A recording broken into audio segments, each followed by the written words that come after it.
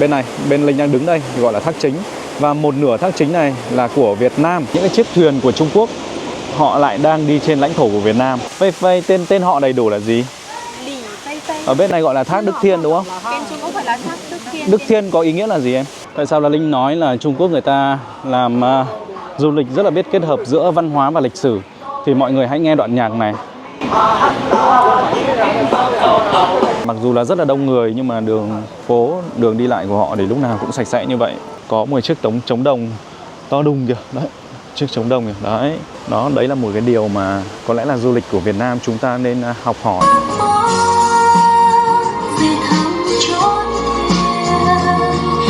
Quý vị khán giả thân mến, chào mừng mọi người đến với kênh của Vương Linh Vlog.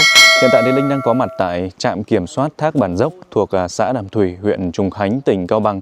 Và ngày hôm nay thì mình sẽ có một chuyến đi, đó là từ cái khu vực trạm kiểm soát này thì mình sẽ đi vào bên kia Trung Quốc để có thể ngắm nhìn Thác Bản Dốc từ phía Trung Quốc, xem là có điều gì khác biệt, khác lạ so với việc là chúng ta ngắm nhìn Thác Bản Dốc từ phía bên Việt Nam hay không, cũng như là để xem là cách làm du lịch của người Trung Quốc đối với cùng một địa điểm đó là Thác Bản Dốc thì có những cái điều gì họ vượt trội hơn mình, hay là có những điều gì mà họ làm vẫn còn kém hơn bên Việt Nam của chúng ta.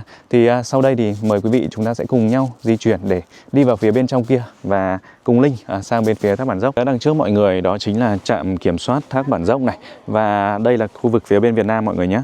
Còn kia những cái ngôi nhà mà người ta một màu đen đen kia kìa, đó, đấy là của bên Trung Quốc người ta xây dựng. Thì bắt đầu từ năm 2023 thì giữa Việt Nam và Trung Quốc thì đã cho phép là có nghĩa là khai thác chung cái tuyến gọi là tuyến du lịch thuộc khu vực Thác Bản Dốc này. Đó thì những cái khách du lịch của Trung Quốc thì có thể sang bên Việt Nam chơi ở cái khu vực mà được cấp phép ấy. Cũng như là những người Việt Nam của chúng ta thì cũng có thể đi theo đoàn để sang bên phía Trung Quốc.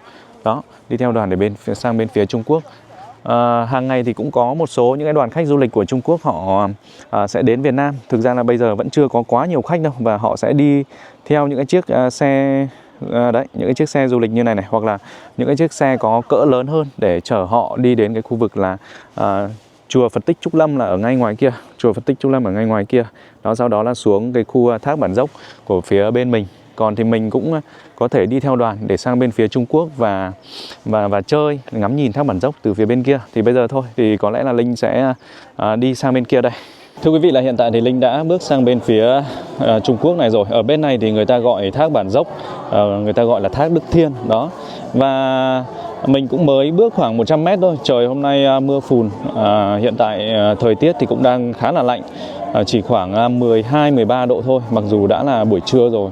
Và đoàn thì sẽ vào đây ăn cơm, để mà trước khi đi tham quan những cái địa điểm du lịch ở phía bên này, ngắm nhìn về Thác Bản Dốc của Việt Nam của chúng ta. Đó, thì quang cảnh đây là Linh đang đứng giữa một cái nơi nó cũng như là kiểu là một cái quảng trường ấy. Ở xung quanh này thì sẽ có rất là nhiều những cái cửa hàng đồ ăn, đồ uống. Bây giờ thì mời quý vị là sẽ đây xem camera bên này. Đó, lát nữa thì cả đoàn Linh thì sẽ ăn cơm ở cái chỗ cửa hàng này. Còn ở bên này thì mình thấy là có những cái cửa hàng, ví dụ như là họ bán đồ những cái loại trà hoa quả này kia. Phải nói là Trung Quốc người ta xây dựng cái khu vực này nó quy hoạch rất là đẹp mắt, mặc dù là cái quỹ đất của họ không rộng đâu, không rộng như là bên Thác Bản Dốc của Việt Nam của chúng ta. Linh là người Cao Bằng, và thực tế là cái vị trí mà Linh đang đi ở bên Thác Bản Dốc này thì khoảng 10 năm trước thôi, Linh đã đến đây một vài lần rồi. Và lúc đó thì không cần phải sổ thông hành gì cả, có thể tóm lại là không cần sổ, và chỉ cần đến đây và đi ở bên này, đấy, đi theo cái con đường này. Thì lát nữa thì Linh sẽ quay chi tiết hơn, đi theo con đường này và ngắm nhìn những cái gọi là ngắm nhìn những cái khu vực Thác Bản Dốc từ trên cao. Rất là đẹp mọi người ạ. Người ta ghi cả tiếng Việt kìa, lối xuất nhập cảnh, lối xuất cảnh du lịch xuyên biên giới kìa. Đó, ở đây thì có lẽ là một nơi để vào những cái ngày mà có sự kiện, có lễ hội gì đó thì họ sẽ tổ chức ở đây. Có mái che. Thực tế là mình che ô bởi vì là mình đang đi ở bên phía ngoài thôi. Còn chúng ta hoàn toàn có thể đi theo cái đường ở trong kia có mái che cả. Vậy nên là trời mưa thì cũng không phải là gọi là có điều gì quá là lo lắng đâu, hay là vấn đề gì đâu. Mặc dù là trời đẹp thì đương nhiên là sẽ chụp ảnh hay là chụp những cái phong cảnh của thác Bản Dốc thì sẽ đẹp hơn. Đó. Đoàn của Linh thì đang đây này, mọi người còn đang tập trung ở đây. Đấy, thì bây giờ là có lẽ là Linh sẽ vào ăn cơm trước đã. Sau đó lát nữa thì mình sẽ quay thêm cho mọi người xem. Cà rô Việt Nam này. Cà rô rồi. À vâng, cá giết. Cá xiếc giá rồi. Bây giờ thì bắt đầu là chúng ta sẽ xuống cầu thang này và đi đến những cái điểm mà check-in ở trên khu vực thác Bản Dốc. Bên này thì người ta gọi là thác Đức Thiên. Ở đây thì họ quy hoạch cái khu vực này nó tóm lại là rất là gọn gàng, sạch sẽ. Đường đi lại kìa.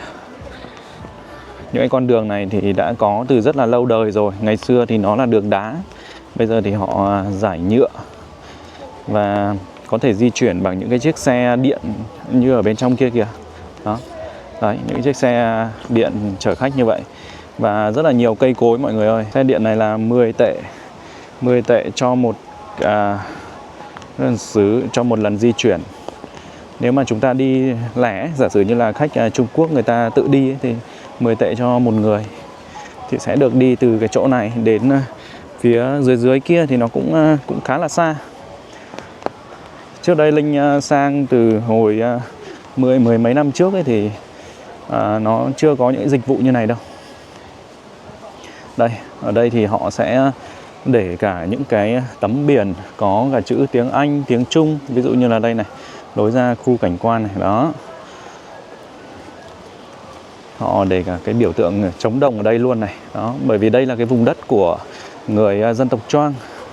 Và đây thì thuộc khu tự trị dân tộc Choang Quảng Tây Trung Quốc. Hôm nay là trời mưa đấy, tuy nhiên là mình thấy là bên Trung Quốc vẫn khá là đông khách. Ở trên cao thì họ đây có những tấm vải như thế này. Có lẽ đây là một cái hình thức, có nghĩa là một cái loại thổ cẩm của người Choang Trung Quốc. Thì người Choang của Trung Quốc với người Tài Nùng của chúng ta là chung một cái nguồn gốc. Vậy nên là khi mà sang đây thì kể cả không cần tiếng Trung đâu, những người địa phương ở đây thì không cần sử dụng tiếng Trung Quốc đâu, mà sử dụng tiếng Tày hay là tiếng Nùng thì đều có thể giao tiếp với những người Trung Quốc cũng thuộc cái địa phương bên này. Đó,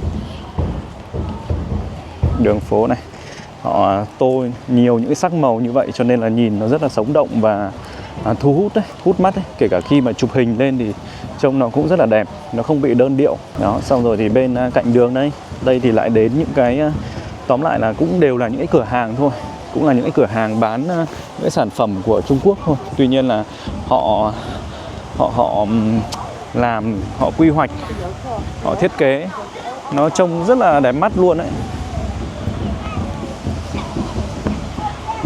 Đấy. Những khách du lịch của Trung Quốc họ cũng từ khắp nơi họ đến đây. Đi lại ở bên Trung Quốc giao thông các thứ thì nó rất là thuận tiện. Vậy nên là mặc dù là có những người đi rất là xa, cả 1000 cây, nhưng mà đi lại rất là đơn giản luôn.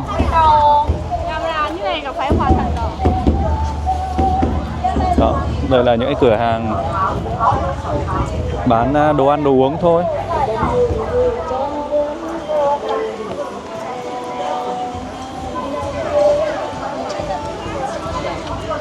Wow, Trung Quốc khách đông thật đấy. Việt Nam hôm nay sang đây thì chỉ có mỗi 2 đoàn thôi. Mặc dù là rất là đông người nhưng mà đường phố, đường đi lại của họ thì lúc nào cũng sạch sẽ như vậy. Bây giờ thì Linh và mọi người thì sẽ xuống cái cầu thang bên dưới này để đi ngắm thác trước. Lát nữa thì lại qua phía bên trên kia. Mặc dù họ chỉ có cái gần như là chỉ có cái triền núi thôi, cái sườn núi thôi. Tuy nhiên là họ đã quy hoạch và làm nên một cái khu danh lam trông thực sự là rất là bắt mắt. Có một chiếc trống đồng to đùng kìa, đấy, chiếc trống đồng kìa, đấy. Họ rất là biết kết hợp giữa du lịch và văn hóa với cả lịch sử. Đó, đấy là một cái điều mà có lẽ là du lịch của Việt Nam chúng ta nên học hỏi, học tập. Đây, chúng ta đã được xem một cái nhánh gọi là nước đổ xuống ở bên này này. Chỗ này thì chưa phải là đẹp lắm đâu. Lát nữa thì sẽ có những cái điểm đẹp hơn rất là nhiều. Và camera đây, camera thì họ cũng gắn khắp nơi như vậy. Đấy. Đây, để xem là có người Việt Nam nào ghi những cái dòng lời chúc, lời nhắn ở trên này không nhé. Tạm thời là mình chưa thấy. Còn chữ Trung Quốc thôi mọi người ạ. Wow, cái chỗ này mọi người ngồi chụp hình thì sẽ khá là đẹp này. Trông đúng kiểu là đi Trung Quốc luôn đúng không? Đó. Mặc dù ngay bên phía kia là đã là Việt Nam rồi. Ngay phía con sông bên kia thôi thì đã là Việt Nam rồi.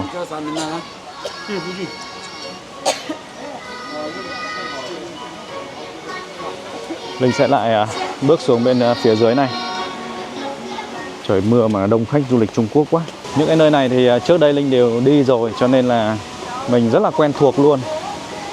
Ôi, chỉ tiếc là bây giờ tại vì đang sửa chữa cho nên là không thể nào mà bước ra phía bên trong này để mà có thể quay gần hơn cho mọi người xem. Nhưng mà xuống dưới này thì vẫn còn rất là nhiều những cái điểm khác để chúng ta có thể đứng và chụp hình rất là đẹp. Đấy, ở đây thì chúng ta có thể đã nhìn thấy cái dòng nước nó rõ ràng hơn này. Đó. Wow, phía bên kia xa xa kia những cái gọi là những cái gian hàng phủ bạt cao cao kia kìa. Đó là Việt Nam mọi người ạ. Đó là đất Việt Nam. Đó, cũng rất là nhiều những cái bạn gái của Trung Quốc, những bạn thanh niên, thiếu niên từ mọi nơi đến.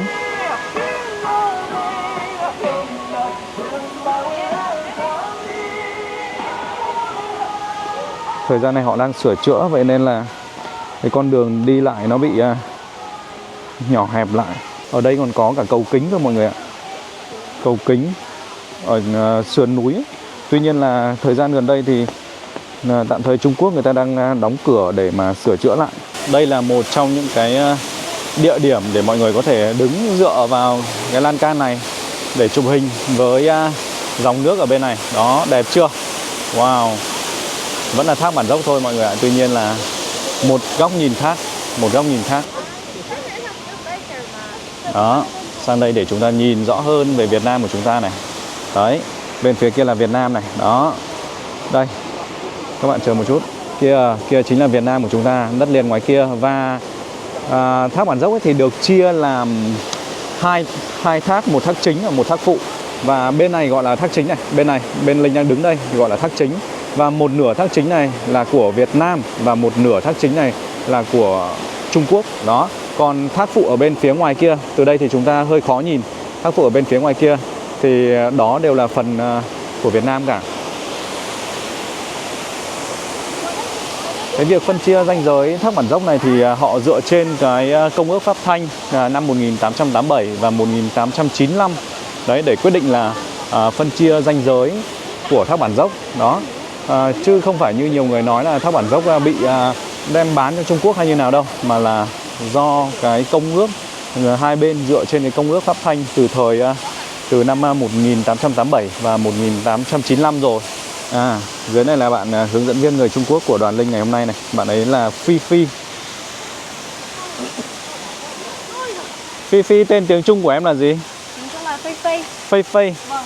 Phây Phây, tên họ đầy đủ là gì? Lý Phây Phây. Thế à? Lý Phi Phi. Em bao nhiêu tuổi rồi? Em năm nay đã 25 tuổi rồi. 25 à? Vâng. 25, thế là em là người Choang đúng không? Em là người Choang. Nói được tiếng Tài. Anh không biết nói. Tiếng Nùng, biết nghe. Vâng. Anh cũng biết nghe. Kinh khấu, kinh lấu. Kinh khấu, kinh lấu. Em người Choang ở đâu? Ở bên này luôn. Ở bên này luôn. Vâng, Có gần đây không? Nhà em thì cách đây có 100 cây. 100 cây. Anh cũng hay đi Trung Quốc lắm. Anh làm về truyền thông, cho nên là anh hay đi quay ở bên Trung Quốc. Anh đi Nam Ninh, đi Vân Nam, đi nhiều nơi lắm. Nam Ninh đã đi. Anh đi Nam Ninh rồi. Hôm nọ vừa đi đảo Hải Nam về. Vừa đi đảo Hải Nam về. Đẹp. Nam Ninh món ăn nhiều lắm. Nam Ninh. Anh đã thử cái bún ốc Trung Quốc. Bún ốc Liễu Châu à? Liễu Châu. Anh thử rồi. Như thế nào? Ngon, hợp. Anh thì ăn hợp đồ Trung Quốc. Anh ăn hợp đồ Trung Quốc. Ở bên này gọi là thác Đức Thiên đúng không? Bên Trung Quốc phải là thác Đức Thiên. Đức Thiên có ý nghĩa là gì em? Đức Thiên là đặt theo cái tên của làng ấy. Mà chứ gọi làng kia phải là làng Đức Thiên. Bên này cũng gọi là thác Đức Thiên. Có nghĩa là cái ngôi làng ở gần đây là thác Đức Thiên. Làng Đức Thiên. Làng Đức Thiên. Cái thác cũng gọi là thác Đức Thiên. Là Bản Dốc. Làng Bản Dốc. Cho nên gọi là thác Bản Dốc. Ok, thế thì bây giờ anh lại di chuyển xuống bên dưới đây. Cảm ơn em nhé. Anh xuống dưới trước một chút. Đó, đây là một bạn hướng dẫn viên người Trung Quốc dẫn đoàn của Linh ngày hôm nay. Thì bạn ấy nói tiếng Việt rất là giỏi luôn, 25 tuổi. Đó. Lại còn biết nói cả tiếng biết nghe tiếng Tài. Và bạn ấy cũng nói được một vài câu. Thì bản thân Linh là người Cao Bằng cho nên là mình cũng là người dân tộc Tài đấy. Tuy nhiên là Linh thì tại vì ít giao tiếp cho nên là cũng biết nghe, nói thì cũng biết. Nhưng mà cũng gọi là không quá biết nhiều đâu. Đó. Nhưng mà vẫn đủ giao tiếp cơ bản mọi người ạ. Thì lúc nào đó thì để những cái tập sau ấy, khi mà Linh đi sâu hơn vào phía bên trong khu vực thành phố Trịnh Tây thì Linh sẽ thử đi quay xem là những cái người ở bên trong đấy thì họ có nói tiếng Tây, tiếng Nùng giống như là bên Việt Nam không. Tiếp tục Linh đã lại bước xuống phía dưới gần với chân con thác Bản Dốc. Đây, ở đây người ta có một cái con vịt nhựa, vịt nổi trông rất là ấn tượng. Đấy, đây này, đó. Và đây, góc nhìn này thì thác Bản Dốc rất là đẹp đúng không mọi người? Ở đây thì họ làm thành những cái điểm gọi là để cho khách có thể đứng và check-in du lịch. Có nghĩa là những cái góc nhìn nó có thể coi là đẹp nhất để chụp với con thác rồi. Đó, và mọi người nhìn trên sông đi. Những cái chiếc thuyền này, có cả thuyền Việt Nam, cả thuyền Trung Quốc kìa. Đó. Một cách nhận biết rất là dễ đâu là thuyền Việt Nam, đâu là thuyền Trung Quốc. Chỉ cần nhìn thôi là cái thuyền nào mặc áo phao, đó là thuyền Trung Quốc. Còn những cái thuyền nào ví dụ như này không mặc áo phao là thuyền Việt Nam. Đó. Bên chúng ta thì lười mặc áo phao lắm, mặc dù là ở trên những cái chiếc thuyền thì mọi người đã gọi là trang bị áo phao rồi, tuy nhiên là khách không chịu mặc, chứ không phải là chủ thuyền không bắt mặc đâu, mà là khách không chịu mặc mọi người ạ. Đây này, đấy, ví dụ như đây là một cái đoàn khách Trung Quốc này, đó, họ sẽ đứng đây và đây bạn hướng dẫn viên sẽ chụp hình cho. Đó, đẹp chưa? Đấy. Cái góc nhìn nó rất là đẹp mắt đấy. Phải nói thật là về xây dựng này, về xây dựng đường xá hoặc là những cái công trình ấy thì Trung Quốc có lẽ là số 1. Thật sự đó, họ là số 1. Và mình cần phải học hỏi họ về cái mặt này. Đó, chứ chưa nói đến cái mặt khác đâu mọi người ạ. Về mặt này thì chúng ta có lẽ là chúng ta cần phải học hỏi về cách làm du lịch nữa. Đấy. Vừa kết hợp nhân tạo mà vừa kết hợp tự nhiên. Tuy nhiên ấy, là cái sự nhân tạo của họ ấy, nó lại trông rất là tự nhiên. Thế mới là ghê chứ. Trước mắt các bạn là một chiếc thuyền của Việt Nam và hiện tại họ đang đi trên phía lãnh thổ của Trung Quốc. Đó, đấy, đây là lãnh thổ của Trung Quốc mọi người nhé. Bờ bên này là lãnh thổ của Trung Quốc. Và xa ngoài kia là những cái chiếc thuyền của Trung Quốc, họ lại đang đi trên lãnh thổ của Việt Nam. Đó, mặc dù là có thể sang bên lãnh thổ của nước còn lại, tuy nhiên là chỉ được đi trên dòng sông thôi, chứ không được lên bờ. Muốn lên bờ là phải qua cửa khẩu giống như là Linh lúc nãy vừa qua ấy, qua cái trạm kiểm soát thác Bản Dốc ấy. Đó. Ở đây cũng là một cái góc nhìn rất là đẹp này. Mọi người có thể đứng dựa vào lan can này và chụp những tấm hình ở đây. Thực sự rất là đẹp mắt luôn. Mùa này là mùa khô, vậy nên là lượng nước ở trên thác Bản Dốc nó ít hơn so với những cái mùa hè, mùa có nước ấy. Cho nên là nhìn thác thì nó khá là trơ trụi. Kia kìa. Nhiều phần thì bị đất đá nó nhô ra ấy. Tuy nhiên là đến cái mùa nước ấy thì sẽ không còn thấy như vậy đâu. Và thác ở bên thác chính này chia làm 3 phần, 3 tầng, chia thành 3 tầng. Chia thành 3 tầng, 1 này, 2 này, 3 này, ở trên cao kia có cái cột mốc của Việt Nam kìa. Đó, cột mốc đấy là cột mốc 8362, 8362. Còn ở bên Trung Quốc này là 8361, những cái tấm biển này. Đấy. Không phải là không có tiếng Anh đâu mọi người nhé. Họ ghi cả tiếng Anh đấy. Nhiều người bảo là Trung Quốc thì họ không ghi tiếng Anh. Tuy nhiên là thực tế là mình đi khá là nhiều những khu du lịch của Trung Quốc thì họ luôn để tiếng Anh, tiếng Trung. Và nếu như mà gần với biên giới quốc gia nào thì họ lại để tiếng của quốc gia đó nữa. Ví dụ như là gần Nga thì họ ghi cả tiếng Nga, hoặc là gần Việt Nam thì họ ghi tiếng Việt Nam. Đây, bây giờ Linh sẽ đi theo cái cầu thang này để lên phía trên kia và quay cái gọi là trang trại thời gian cà phê. Đó. Trên này thì người ta chắc là có cửa hàng bán cà phê, vậy nên là họ đã đặt tên như vậy. Chụp hình vào đây thì không hiểu là sẽ mất vé gì không. Mình sẽ thử vào trong nhé. Đó, hai bạn này xinh gái này. Ở đây họ bán cả bánh mì kìa. Đấy, bánh mì này thì có lẽ là học theo cái phong cách làm bánh mì của Việt Nam. mình thấy là mọi người, những người ở đây thì người ta vẫn có những người ta không mua gì cả và họ vẫn cứ vào đây để mà chụp hình, quay phim. Từ xa xa thì mình thấy là Việt Nam hôm nay cũng có một vài đoàn khách đấy chứ. Tôi nghĩ rằng là do trời mưa cho nên là ít người đến chơi. Tuy nhiên là khi mà đứng ở đây thì Linh nhìn rõ là thấy cũng khá là nhiều những đoàn khách của Việt Nam họ đang di chuyển ở bên phía thác của chúng ta. Mặc dù đây là một cái điểm mà mình cảm giác là của tư nhân đấy, tuy nhiên là họ không ép buộc phải mua sản phẩm để có thể mới vào đây đâu. Đó, đây là một cái chòi có thể đứng nhìn thác Bản Dốc từ trên cao, và cái góc nhìn này thì nó rất là rộng rãi và đẹp đấy. Đó. Ui, tuy nhiên là khá là đông người đang muốn chụp hình ở nơi này cho nên Linh sẽ nhường cho mọi người thôi và mình sẽ lại đi đến những điểm tiếp theo. Tất cả đây thì họ đều làm thành những cái bậc thang như vậy. Đó, vậy nên là việc di chuyển nó rất là dễ dàng, rất là gọn gàng và an toàn. Thật là tiếc khi mà cùng là thác Bản Dốc, tuy nhiên là bên Trung Quốc họ làm về những cái này ấy, nó thực sự là nó rất là tốt luôn. Nó rất là tốt luôn, vậy nên là họ thu hút rất là nhiều những cái khách du lịch. Và kể cả những người Việt Nam của chúng ta ấy, khi mà sang đây thì cái việc chi tiêu về tiền dành cho việc mua sắm hay là trải nghiệm những cái dịch vụ ấy, thì chắc chắn là cũng sẽ nhiều hơn so với những du khách của Trung Quốc họ sang Việt Nam. Cũng không hẳn là cái việc người Trung Quốc thì họ không chịu chi tiêu đâu, mà cơ bản là chúng ta cũng chả có gì để mà họ tiêu ấy. Đó. Còn bên này thì nó thật sự là nó có quá là nhiều thứ để chúng ta có thể trải nghiệm. Linh leo thêm một đoạn thì lại có thêm một cái chòi để có thể đứng và ngắm nhìn thác Bản Dốc rồi. Kia chính là thác phụ của Việt Nam. Đó, kia chính là thác phụ của Việt Nam.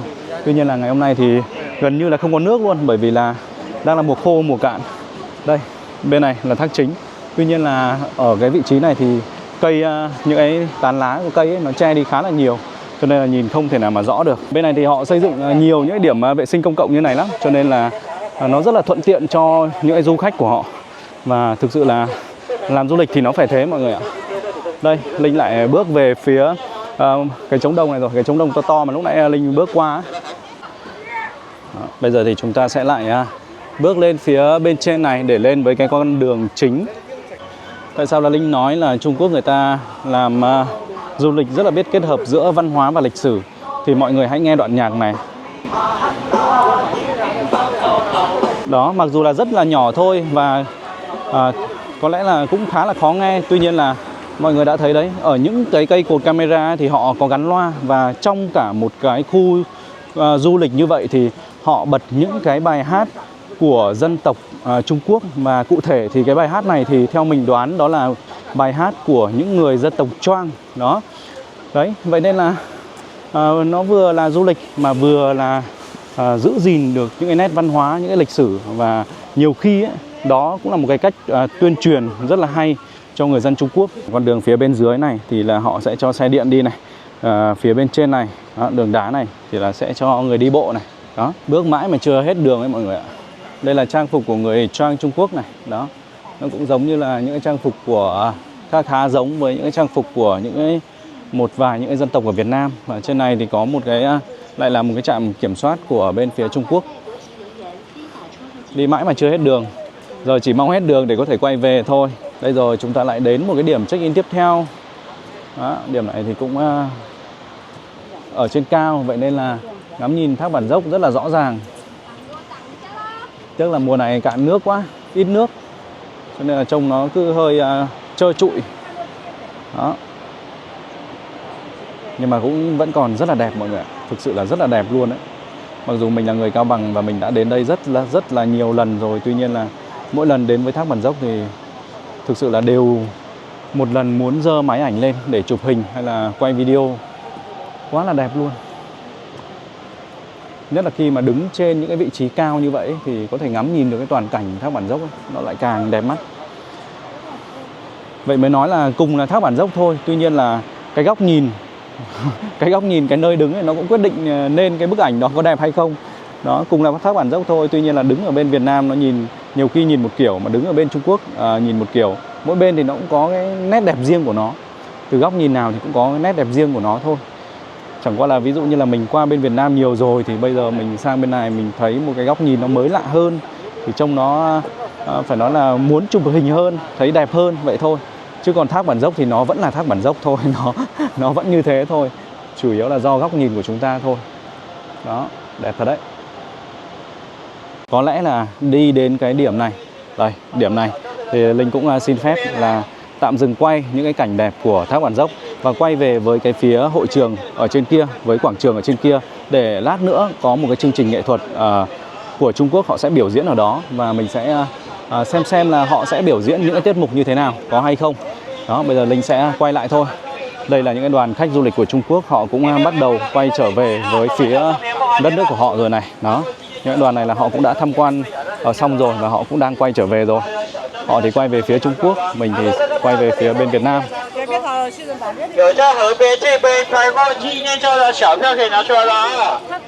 Rất là đông luôn, khách du lịch Trung Quốc. Mặc dù là một hôm trời mưa gió và thời tiết khá là lạnh. Đó, và mặc dù là ở Móng Cái là ở bất cứ những cái địa điểm khác mà có nhiều khách du lịch Trung Quốc ấy, thì cái điểm gọi là điểm chung ấy, đó là rất là nhiều người già, đúng không? Người già Trung Quốc họ đến, họ đi du lịch rất là nhiều luôn. Linh đã về gần với cái điểm mà lúc nãy mình xuống cầu thang, xuống bậc thang ở đây để mà tham quan những cái điểm check-in của khu vực thác Đức Thiên bên này, hay còn gọi là thác Bản Dốc của Việt Nam.